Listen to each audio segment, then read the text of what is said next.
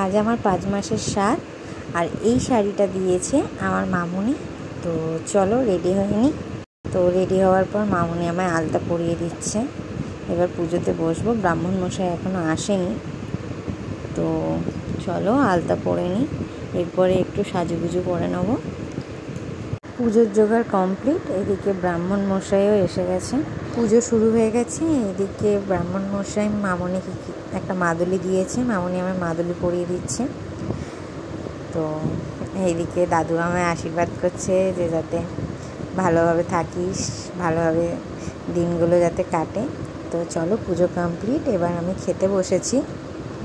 তো এই 5 রকম ফল, 5 রকম মিষ্টি, কি 5 রকম কড়াই ভাজা দিতে হয়।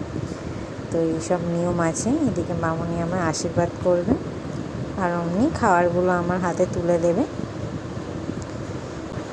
তো এই ক্যামেরাবন্দি এই ভিডিও এগুলো আমার করা এই কারণেই, যাতে আমার কাছে সারা জীবন এইগুলো স্মৃতি হয়ে থাকে। তো মামুনি এই খাবারগুলো আমায় তুলে দিচ্ছে। আর তোমরাও আমাকে আশীর্বাদ করো যেন আমি একটা সুস্থ সবল বাচ্চার জন্ম দিতে পারি। আর এখন শুধু দিন গোনার পালা যে কবে আমার পুচকুটা আমার কাছে আসবে।